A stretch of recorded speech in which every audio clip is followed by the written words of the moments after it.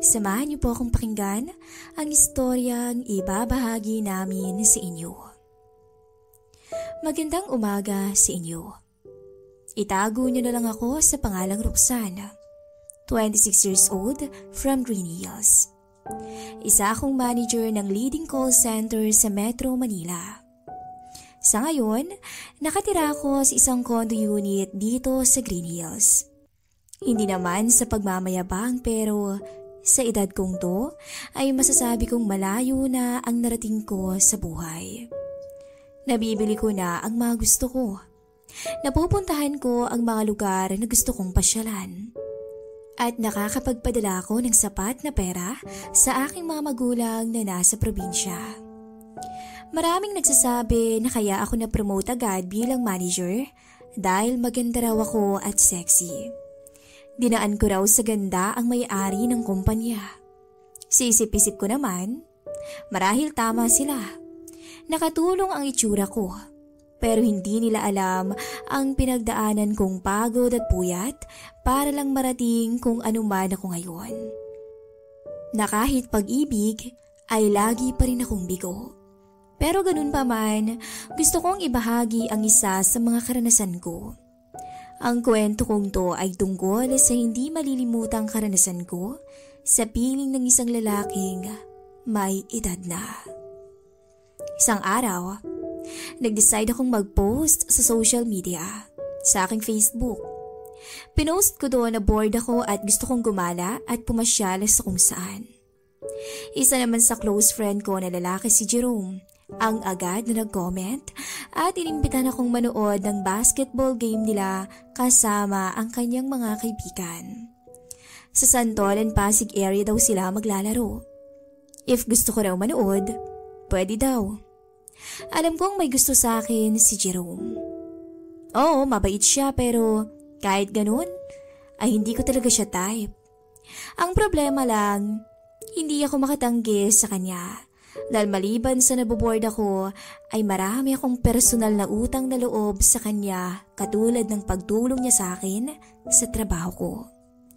Dahil malapit lang naman, ay nagpunta ako sa lugar na sinasabi niya.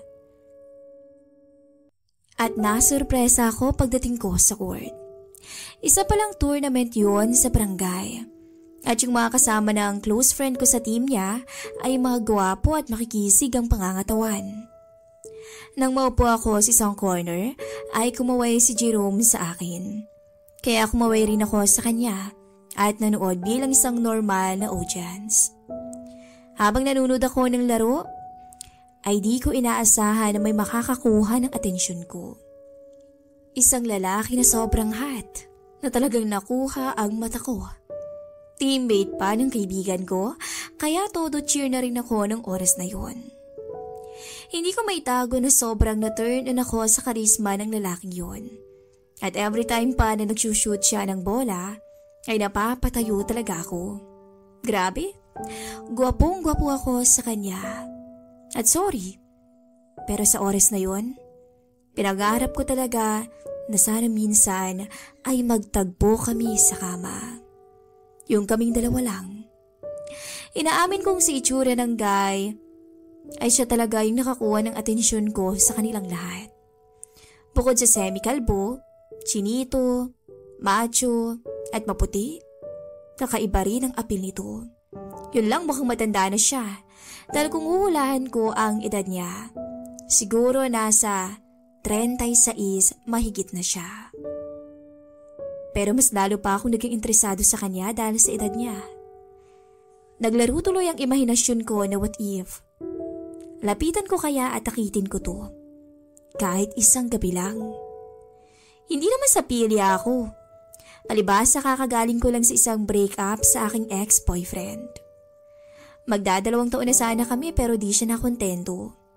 Matapos niya akong pirahan, nalaman ko na lang na may iba palang pinagkakaabalahan tong babae. Mas maganda naman ako sa babae, kaya hindi ko maisip kung bakit pa siya naghanap ng iba. Minsan iniisip ko na lang na baka dahil sa aking pagiging workaholic. Sa tagal na namin ng ex ko yun, ay ilang beses na rin na may nangyari sa amin. Kaya nung naghiwalay kami, Medyo nahirapan na mag-adjust ako hanggang ngayon. Pero sa ngayon ay ina-enjoy ko muna ang pagiging single.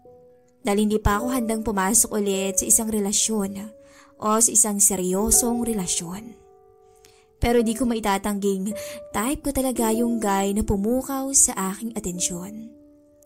Nagpapakyut ako sa kanya at sa tuwing lilingon siya sa akin, ay agad kong binabawian to ng ngiti at kindat. Hanggang sa kumaindat na rin si kuya. At that time, nakasuot ako ng blouse na medyo mahigpit kaya mapapansin ang napiyayaan kong harapan. Nakasuot din ako ng micro mini shorts kaya todo chest out ako. Nagtuloy-tuloy ang game at lamang ang team ng friend ko. Ilang saglit, natapos na ang fourth quarter at panalo sila. Diretso kay Jerome at binati siya at agad kong tinanong kung anong pangalan ni kuya na type ko. Hindi naman kumibo si Jerome dahil nahalata niya na type ko ang kaibigan niya at wala naman siyang choice kundi ipakilala to sa akin.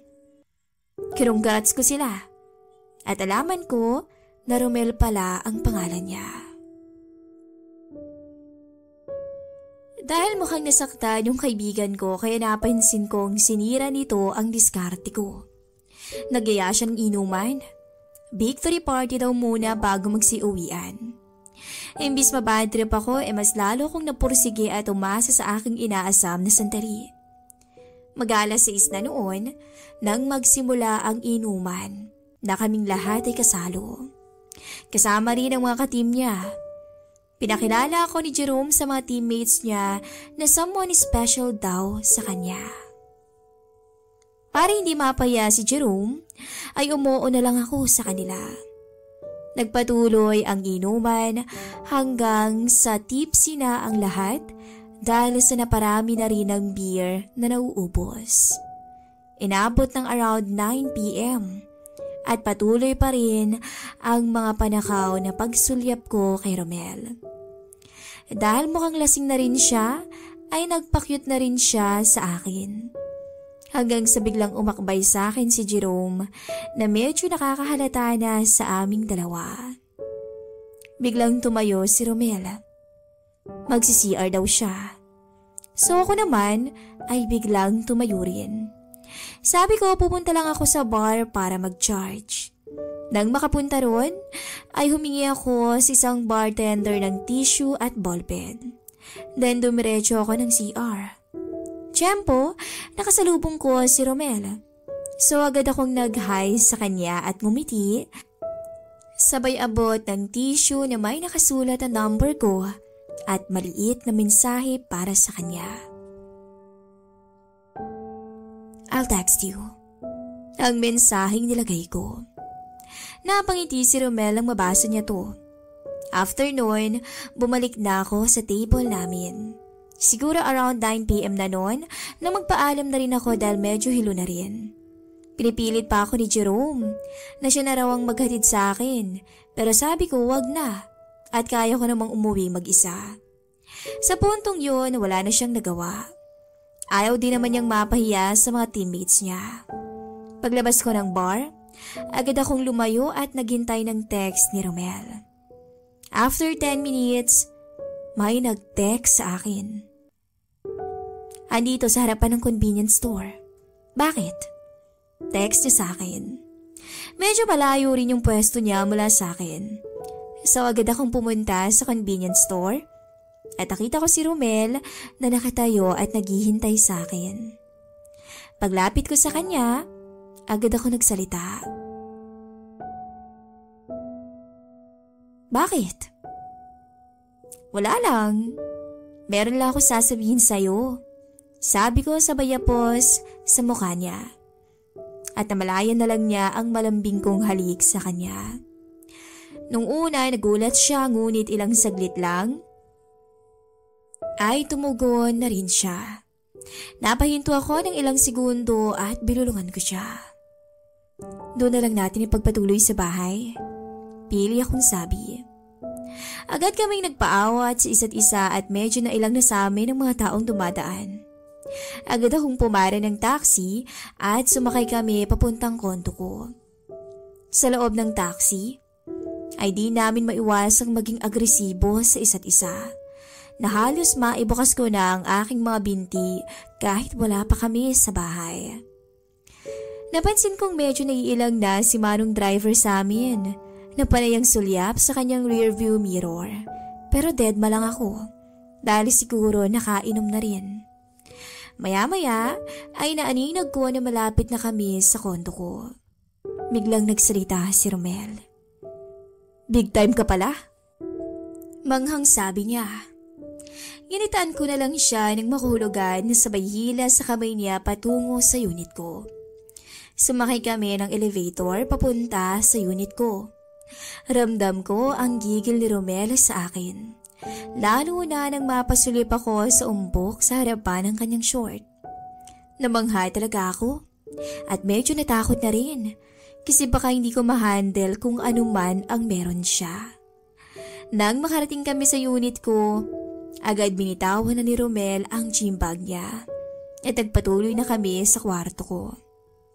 Nang makatapak sa kwarto, ay agad kong inalis ang sneaker kong Converse na white at sunod ang blouse at micro mini short ko. Bumungad kay Romel ang lahat sa akin. Hindi siya mapakali na hindi sulyapan ako ng paulit-ulit habang nagkakalis na rin siya ng suot. Hanggang sa naiwan na lang ang suot niya na boxers. At sa puntong yun, talaga namang na-turn on ako lalo. Dahil ang ganda at ang kisig ng katawan niya. Agad akong yumakap kay Romel sa sobrang excitement ko. Hanggang sa unti-unting dumapo ang labi ko sa kanyang leeg paibaba. At sa huli, napaluhod na lang ako sa kanyang harapan sabay hila paibaba ng kanyang boxers. Gulat na gulat ako sa puntong yun. Hindi ko inaasahan ang lahat. Pero agad akong napangiti dahil mukhang sa gabing yun ay mag-e-enjoy ako ng sobra. Maya-maya ay tuluyan kaming napadpad sa kama. Doon ay tuluyan kaming tinangay ng alon patungo sa rurok. Halos himatayin ako sa tindi ng tinatamasa ng mga oras na yun. Na ang tanging nasa isip lamang ay sana hindi na matapos ang gabing yun. Naisip ko rin na sana siya na lang ang maging susunod kong nobyo. Wala kaming sinayang na oras ng gabing yun. At ang tumatak talaga sa isipan ko ay noong time na buhatin niya ako at isandal sa pader. Lalo akong humanga sa kanya dahil sa lakas niya. Nakaya niya akong bigyan ng kakaibang aliw sa kahit na anong paraan. Para sa akin, siya ang matagal ko nang hinahanap-hanap na nagpapaalab sa aking malamig na gabi. Iba si Romel. Para siyang bihasang-bihasa sa babae. Baliw na baliw ako sa kanya nang makasama ko siya sa kama. At ang ilang oras na walang kasawaan namin sa isa't isa ay tuluyang humupa. Tuluyan kaming sumuko at nakontento. Hindi namin namalayan na nakatulog na pala kami sa sobrang pagod. Kinaumagahan, nagising na lang ako habang unti-unting bumababa ang halik ni Romel sa aking leeg. Napatangan na lang ako ng oras na yun. Nasabi ko na lang na kakaiba pala manggising tong si Romel. At ilang minuto nga lang, habang magkayakap sa kama ay nagkakwentuhan kaming dalawa. Doon ko mas lalong nakilala si Romel. Ilang taon ka na pala, Romel? At anong trabaho mo? Tanong ko. 39 na. Bombero ako. Ikaw? 26. Hindi nga, bombero ka? Oo, bombero ko. Anyway, husay mo rin ah. Ginanahan ako sa'yo. Sana may next time pa. Saad niya. Game ka pa ba?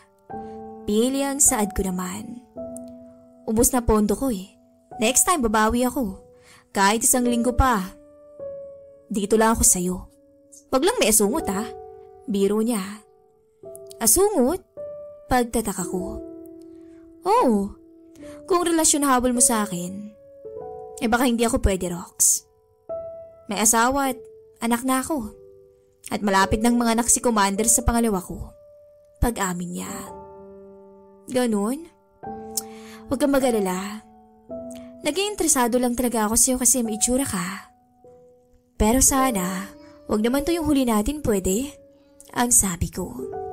Nasabi ko lang yun pero ang totoo, nasaktan ako nang malaman na meron na siyang pamilya. Ayaw kong mapahiya sa sarili ko ng oras na yun, kaya pilit akong nagkunwaring okay lang kahit hindi naman. Ilang araw din ang lumipas at laging nagte-text pa rin sa akin si Romel. Gusto niyang puntahan ako at makipagkita pero di ko na siya nire-replyan simula noon. Ayoko namang makasira ng pamilya kaya ako nang kusang lumayo sa kanya. Oo, gusto ko siya at muntik na akong mahulog ng gabing nakuha niya ako. Pero buti na lang inamin niya sa akin ang totoo. Hindi ko masisisi ang sarili ko.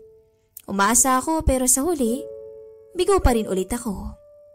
Oo, malayo na ang narating ko at maganda na ang buhay ko. Pero sadyang malas lang yata talaga ako pagdating sa pag-ibig.